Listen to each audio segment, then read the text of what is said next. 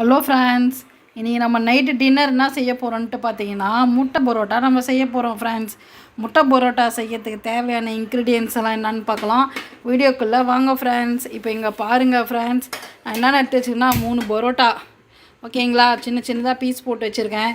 அதுக்கப்புறம் பார்த்திங்கன்னா 3 முட்டை உடச்சி வச்சுருக்கேன் ஃப்ரெண்ட்ஸ். அதாவது வந்து ஒரு பரோட்டாவுக்கு ஒரு முட்டை அந்த கணக்கு ஓகேங்களா. 3 பரோட்டாவுக்கு 3 முட்டை ஓகேங்களா.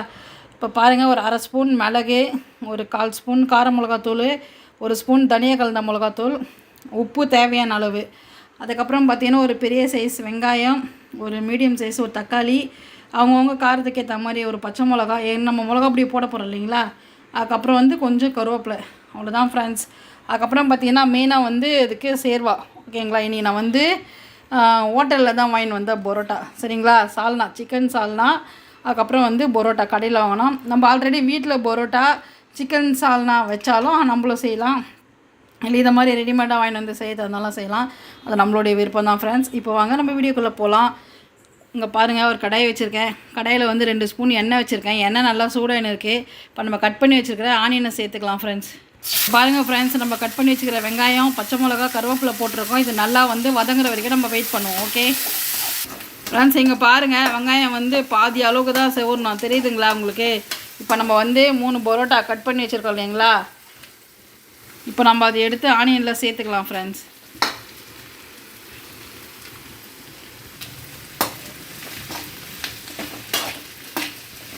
ஃப்ரெண்ட்ஸ், இதில் வந்து ஒரு 3 நிமிஷம் நல்லா நம்ம வதக்கி எடுத்துக்கலாம். இப்போது அந்த பரோட்டா வந்து நல்லா கிறிஸ்பியாகும். ஃபஸ்ட்டு நம்ம எண்ணெயில் வதக்கணும்னா அதுக்காக தான் வந்து பரோட்டா ஃபஸ்ட்டே நம்ம வந்து அந்த ஆனியன் 1/2 பாகம் வந்ததுக்கப்புறம் வதங்கினதுக்கப்புறம் நம்ம அதில் சேர்த்துட்டோம் ஓகேங்களா.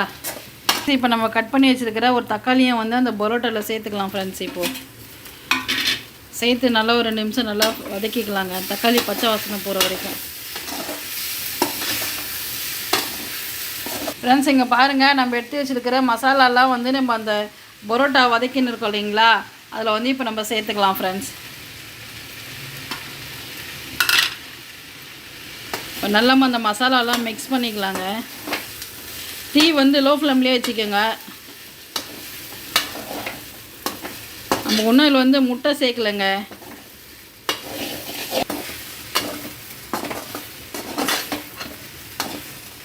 ஃப்ரெண்ட்ஸ் பாருங்கள், நம்ம இன்னும் முட்டை சேர்க்கல, அப்புறம் அந்த சேர்வா சேர்க்கல. ஆனால் பார்க்குறதுக்கே இப்போவே நல்லா கலர்ஃபுல்லாக இருக்குது. இப்போது ஃப்ரெண்ட்ஸ், இங்கே பாருங்கள், நம்ம ஃபஸ்ட்டே சொன்னோம் இல்லைங்களா, 3 முட்டை உடச்சி வச்சுருக்கோம் இல்லைங்களா. எப்பயுமே வந்து ஒரு பாத்திரத்தில் உடச்சி ஊற்றிட்டு நீங்கள் அப்புறமா ஏதாவது சாப்பாட்டில் சேருங்க ஃப்ரெண்ட்ஸ். முட்டையை அப்படியே டேரெக்டாக ஊற்றுனீங்கன்னா, ஒரு தடவை நான் அதுமாதிரி ஊற்றினப்போ கெட்டு போயிருந்தது முட்டை. அதனால தான் வந்து நான் இந்த மாதிரி செக் பண்ணிவிட்டு ஊற்றுறது சரிங்களா. இப்போ இங்கே பாருங்கள், அந்த பரோட்டாவில் வந்து நடுவில் வந்து ஓப்பன் பண்ணிக்கோங்க அந்த கடாயில் ஓகேங்களா.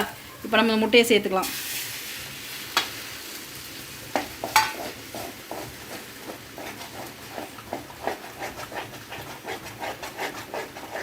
நம்ம ஃபஸ்ட்டே முட்டை சேர்த்தோன்னு வச்சுக்கோங்களேன், அது ரொம்ப ரோஸ்ட் ஆகிடுச்சுன்னா அந்த முட்டை பரோட்டா டேஸ்ட்டு வராதுங்க. அதனால தான் வந்துட்டு நம்ம வந்து இந்த ஸ்டேஜில் சேர்க்குறோம். மீடியம் ஃப்ளேம்லேயே வச்சுக்கோங்க, வச்சு நல்லா வந்து நம்ம டோஸ்ட் பண்ணலாம். இங்கே பாருங்கள் ஃப்ரெண்ட்ஸ், அந்த முட்டைலாம் சேர்ந்த மாதிரி வந்திருக்கா, தெரியுதுங்களா உங்களுக்கு. நல்லா சூப்பராக இருக்குது ஃப்ரெண்ட்ஸ். முட்டை வந்து பச்சை வாசனை போகிற வரைக்கும் நம்ம வந்து வதக்கிக்கலாம். ஆல்ரெடியாக ஒரு பாதி பாகம் அளவுக்கு நல்லா சூப்பராக நல்லா குக் ஆகிடுச்சு. பாருங்கள், உங்களுக்கே நல்லா தெரியும் ஃப்ரெண்ட்ஸ். இங்கே பாருங்கள், அந்த ஒரு பேக்கெட் சால்னாலேருந்து நான் பாதி தான் எடுத்திருக்கேன். ஏன்னா மொத்தமாக வந்து சேர்த்தா ரொம்ப தண்ணியாயிரும், அதனால் பாதி சேர்த்துருக்கேன் ஃப்ரெண்ட்ஸ். பத்தலைன்னா நம்ம பார்த்துட்டு சேர்த்துக்கலாம். ஸ்லோ ஃப்ளேம்லேயே வச்சுட்டு இப்போ நம்ம ஃப்ரை பண்ணிக்கலாங்க. இப்போது நம்ம இதுக்கப்புறம் சால்னா பத்தலைன்னா சேர்த்துக்கலாம் ஃப்ரெண்ட்ஸ். மொத்தமாக ஊற்றிட்டோன்னா சாம்பார் மாதிரி ஆயிரும் அது. ஏன்னா ட்ரை பண்ணாலும் அது ஒரு மாதிரி சொதன்னு இருக்கும், பரோட்டா வந்து கிறிஸ்பியாக இருக்காது. அதுக்காக நம்ம பார்த்து சேர்த்துக்கலாம் சால்னா மட்டும் ஃப்ரெண்ட்ஸ். இது வந்து நல்லா ஃப்ரை பண்ணணும், நம்ம வெயிட் பண்ணுவோம் ஃப்ரெண்ட்ஸ்.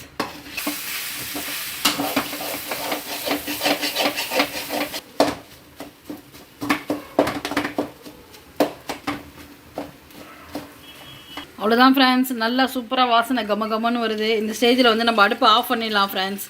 வாங்க எல்லோரும் சாப்பிட்லாம்.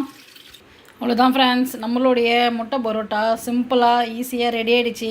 மிச்ச சால்னா வந்து பத்தலைன்னா இந்த மாதிரி சேர்த்துக்கலாம் ஃப்ரெண்ட்ஸ், சேர்த்து சாப்பிட்லாம். ஓகேங்களா? இந்த வீடியோ உங்களுக்கு பிடிச்சிருந்துச்சுன்னா லைக் பண்ணுங்கள், ஷேர் பண்ணுங்கள், கமெண்ட் பண்ணுங்கள், சப்ஸ்கிரைப் பண்ணுங்கள். ஆசை தோசை யூடியூப் சேனலுக்கு சப்போர்ட் பண்ணுங்கள் ஃப்ரெண்ட்ஸ். நீங்களும் இதை மாதிரி ஜாலியாக செஞ்சு ஃபேமிலியாக சாப்பிடுங்க. ஓகே, பாய் ஃப்ரெண்ட்ஸ், அடுத்த வீடியோவில் பார்க்கலாம்.